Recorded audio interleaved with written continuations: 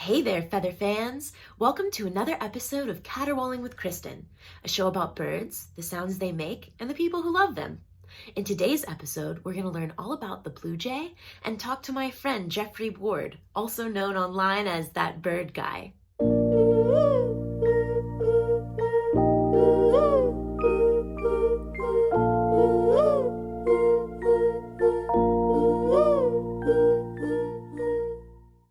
Today's bird is the blue jay, a large blue North American songbird known for its loud calls and blue color. Blue jays can be found along most forest edges, where they can find their favorite food, acorns. In fact, it's thought that blue jays are probably responsible for the spread of oak trees after the last glacial period. When they're foraging for acorns, they can store 2 to 3 in their upper esophagus and throat, one in their mouth and one in the tip of their beak, and fly away to store them in a safe space to eat later or, during the winter. There were a couple of birds that were tracked some years ago, and scientists found that they stored 3 to 5,000 acorns one fall. Blue jays have incredibly complex social structures and very tight-knit families. They are thought to recognize each other partially by the black marking bridle on their faces, which varies pretty extremely between birds. And they've got complex communication systems, both vocally and physically. The crest that's on their head, when it's down, they're indicating that they're peaceful, a lot of times when they're feeding with their family or dealing with their nestlings. And when it's raised, it's a direct indication that it's a pretty agitated blue jay you're looking at. Blue jays are excellent mimics, and they love to mimic red-shouldered hawks. Some scientists think this might be a warning sign to other jays that a hawk is in the area, but it could also just be to deter other birds. Blue jays have been heard making this hawk call as they approach a bird feeder to scare away the other birds so they can get a pretty nice haul of food. In captivity, blue jays have even been known to mimic human speech and other animals like cats. But what if I told you they're not actually blue? Blue jays' feathers are pigmented by melanin, which is brown. And the only reason they appear blue is because of the way light hits their feathers and scatters across the modified cells on the surfaces of the feathers.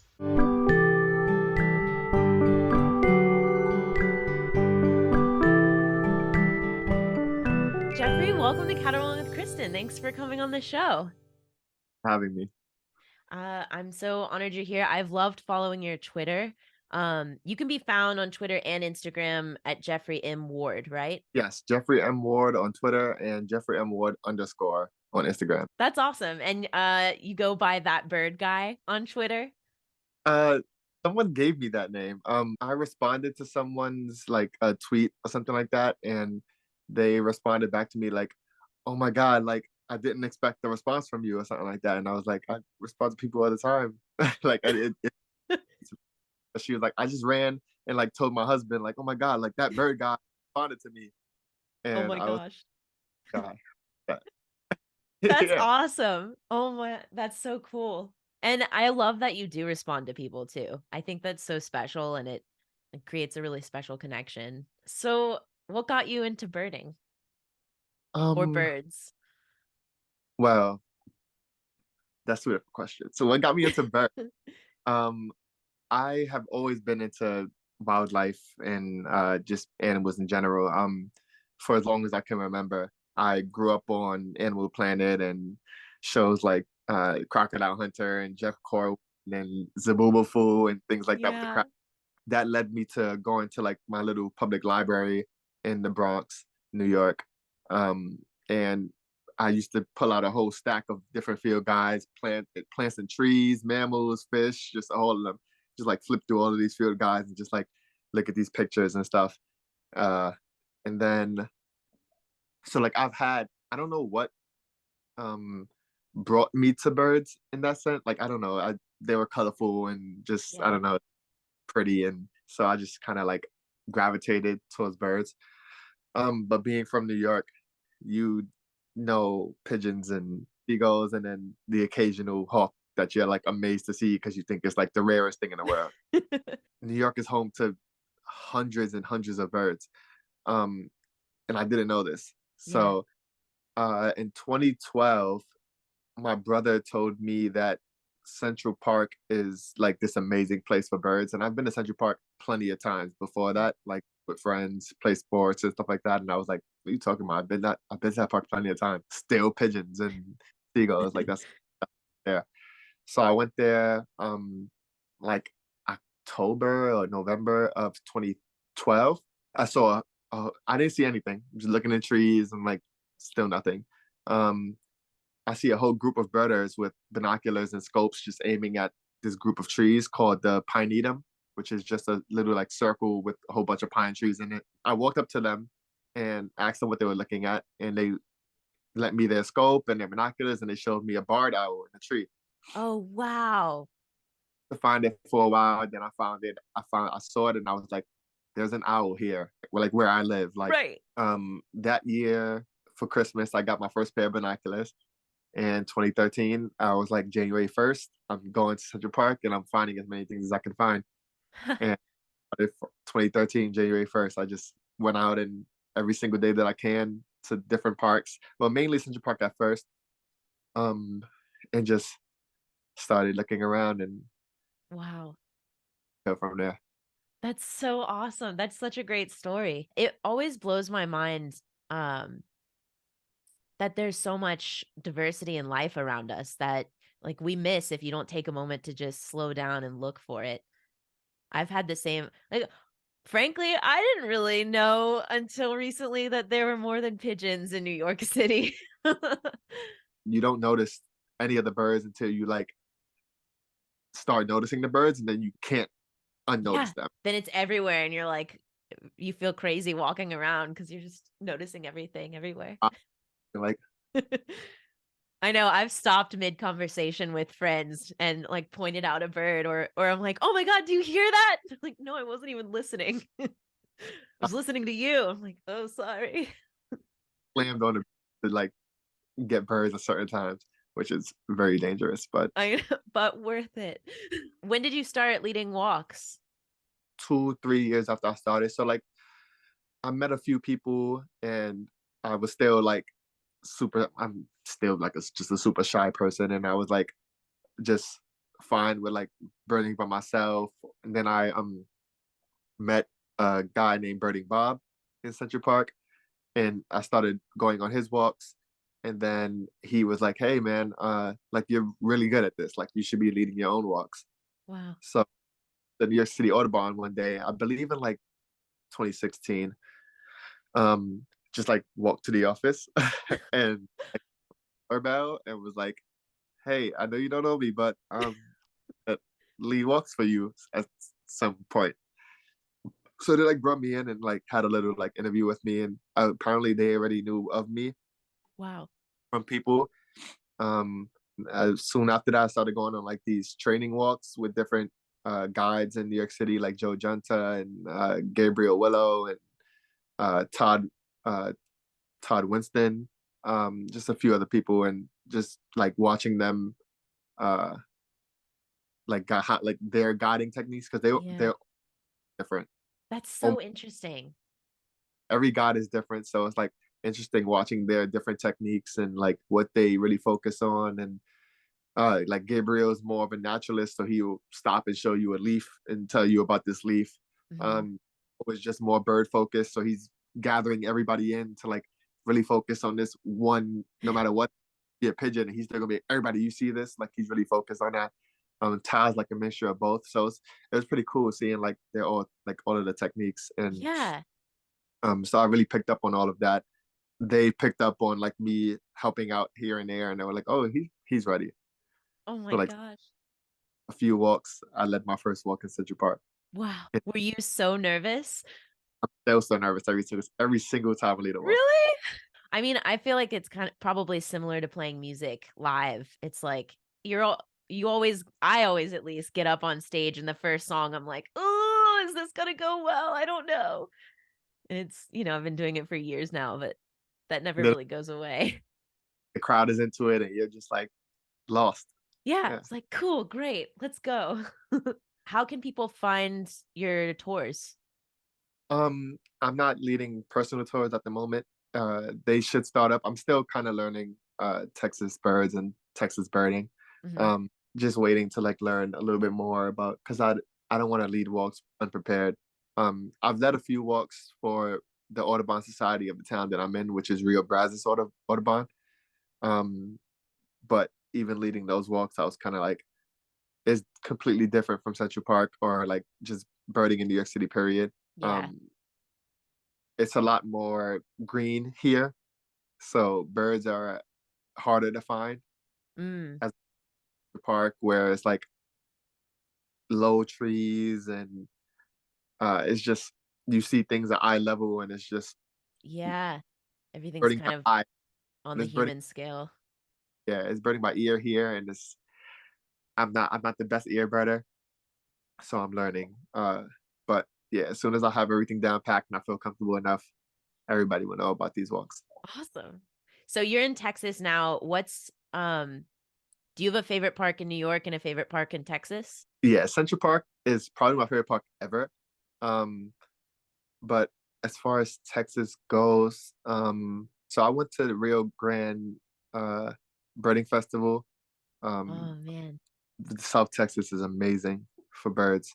Um, I easily had like 100 lifers Oh first my time. Yeah, gosh. I've only been there once, but yeah, if you look up like Rio Grande and I think Estero, people will know. Like people Okay. listen will know what I'm talking about. Probably my favorite park in Texas as a state. What does a typical birding experience look like for you? Like when you're going out, what do you do?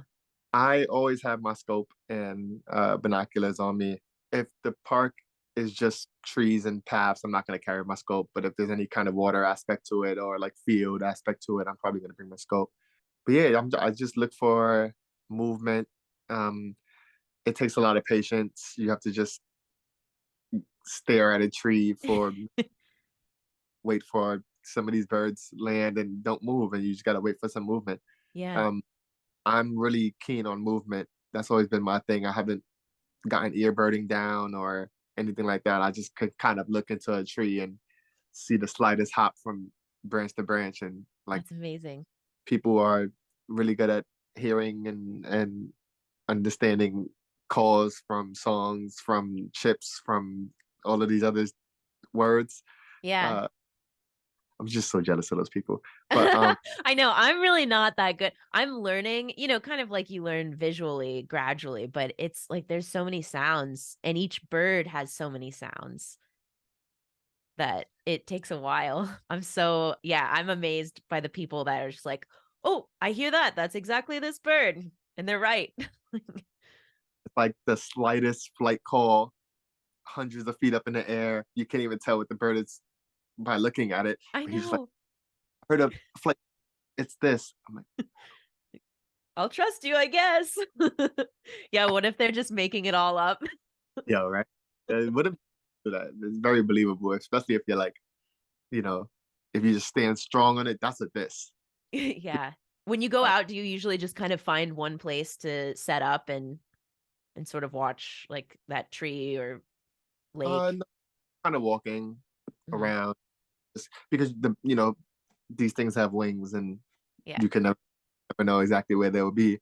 And they could be in one spot. I went like just recently I went to a park nearby and I was walking around and it was really slow.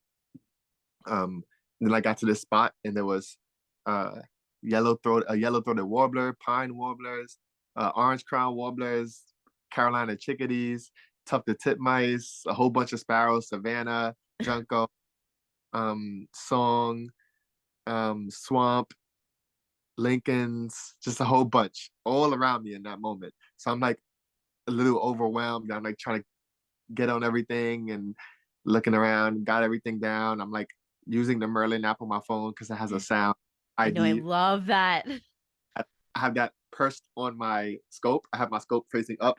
I have my phone on top of that. So my phone is catching calls while I'm catching Oh my birds, gosh. getting everything right. But then like 10 minutes into that, nothing. no more birds in this area at all. Like, oh, bird, nothing with feathers in this Right. area. And I was like, it was just crawling with birds, and then they're just gone. Like they're just not here Wow. anymore. So I had to like walk around and try to like find where the next jumping spot was. Yeah. Yeah, so it's kind of it's kind of like that. You just got to walk around and find where the birds are Right. because they're not gonna come to you. Yeah. It's so special to be able to find those moments though of like an explosion of birds that otherwise again like being in Central Park you would have missed maybe before, but Yeah. have you faced any roadblocks or challenges being a blackbirder? And has that changed being in Texas versus New York? I have experienced roadblocks in two different ways from New York and Texas. So like since New York was kind of like my starting years, um, it was definitely like 95% of the birders were white and old. And so I was kind of like nervous to like join any groups because I was the only young black one and kind of like, you know, outcasted. I had a Yeah. few moments where things like I was out alone and I kind of always like grab especially when I was new, I kind of like gravitated towards groups if I saw a group Mhm. um knowingly. And there was like this group looking out into this field and I like saw them, so I like looked out into the field, but like I'm like over here and they're like all over here. Before I Mhm. noticed here next to them because like I don't know, it's like just somehow I was sideways and I got right next to the guide and he's talking to the group and he's like, these are all I believe he's like, these are all white-throated sparrows. He's like teaching all white-throated sparrows. But there was one Savannah sparrow in the group. And I have my binoculars up still. I said it loud enough for like the group to hear me. I said, oh, there's a Savannah sparrow out there. And the guide is right here next to me. He goes, they're all white-throated sparrows and we saw them already. Mm. I go, there's the second bird out, blah, blah, blah. It's a Savannah sparrow. He goes, raises his binoculars. He goes, oh, what do you know? Hey guys, look, there's a Savannah sparrow right here. And he gets everyone on a Savannah sparrow. Now he's like Oh my gosh. praised. Oh my God, you're so great, guide. And I'm like, Yeah. Like I saw oh, that and I knew what it was and and you dismissed it until I got you on it. And now you want to, right. yeah. So there's been a few moments like that. A few moments where I'm walking down the path and say it's cold out, say I have a hood on, right? Right. And I'm path and then like a jogger coming towards me and instantly turn around and go the opposite way because we're the only two people on the path. So I feel the need to like Ugh. always have my hands on my binoculars at all times. If I see a person coming towards me, I raise my binoculars up. I like fake Yeah. look at like let you know I'm not here for you. I'm here for these things. I always feel the need to be in bird gear or have a shirt or have my hoodie on right now. Yeah. Like all the time, I need to be a hat or something like something to let you know I'm here for this thing. Look, Yeah. Oh, but it's just, it's another thing that you shouldn't have to do. Or shouldn't, I'm and sorry then that that exists. yeah, But I'm glad you're doing it, And I feel like you had feedback from other members of the Black community in the bird world of like you inspire me or like I feel like I could do definitely this cuz you're doing it. have, and it does feel nice to like encourage other Black people who are into wildlife at all to like actually step out and do these things because I mean, you kind of need that. Yeah. Um, yeah, so it is nice, and I've had that happen. I mean, I was inspired by plenty of other Black birders to Mhm. be. There weren't many when I started. Like I didn't know many when I started. Not there weren't many. I didn't know many when I started, but then I met a few people, and I was kind of like, oh, like I can do this. Yeah. Yeah, so I definitely want to be that person for people. That's amazing. Well, I know you are and I'm sure, as your exposure continues to grow and everything, you'll inspire more people and like open that up as something that anyone can do, like enjoying nature. I'm trying. That's well, thank you for doing that and being brave and like overcoming those ridiculous, obstacles that you shouldn't have to just exist. Texas is a little different. It's not like in your face obstacles like that, but like, I mean, we know what Texas is about, and there's a lot of um gun happy people here, and if a bird is on property of any kind, I'm kind of like, I'll skip on that bird. Even driving down the town, because like there's my when I first moved here, one of my dream birds to see was a roadrunner. They're in all of the towns surrounding me, but for some reason they're very few in this town. But you got to like legit drive through towns very slowly Wow. and look out your window at people's front side yard type Oh my situations. god. The Great best. yard, but I'm here for the roadrunner. These driving down these I still have yet to see any of the roadrunners in this neighborhood, me in Oh this my town. gosh. I've seen roadrunners. Yeah. Well, that'll be so exciting when that happens. Yeah, I was driving on the road. I went out of county and driving back home. A roadrunner ran in front of the car, and I was able to like enjoy that. Well, we just have a couple minutes left, and so I would love to know, have you had an experience? What's been your favorite experience, or has there been any experience so far that's just been like magical to you? Maybe seeing my first favorite bird, Mm, which the gray horned owl. So my first one was in Pelham Bay Park in the Bronx, New York.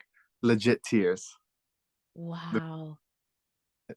Um, and from that moment, I think no, the first time I encountered one was I heard it first, Hmm.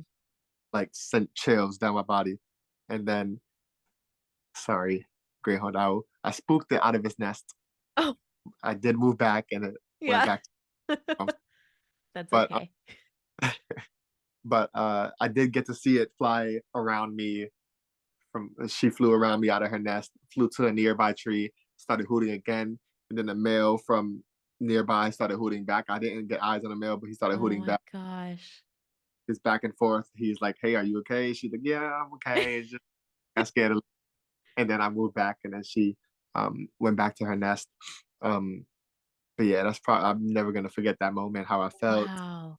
That's been my I tears every single time I see one. Yeah. Every Oh, single yeah. I've only seen one once, and it was in New Mexico, and it was similar. It's such an impressive bird, and they look like they're from another world. And it just feels so special to be able Yeah, to be in the same space. yeah. Wow. Do you have a favorite bird? It's definitely the Greyhound owl. Okay. Wow. To be honest, I actually didn't know that they were in New York City. I mean, there's Like, definitely good eating to be had there.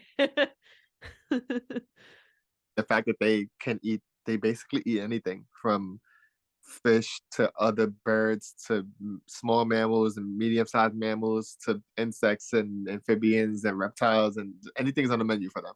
Yeah. So have every Pizza. the occasion egg and cheese and yeah, Yeah. got everything they need there. Is there a bird you're looking forward to seeing? There's a few, but it's probably the let me not butcher this word. Um Aplomado falcon. It's in South Texas. And Uh, I didn't get to see it while I was down there. I think I missed it, but like the day I showed up, they were like, "Oh, we went on a walk the day before and saw it." oh So no. So now yeah, you're gonna get it. that's my next dream bird. Yeah, 2023.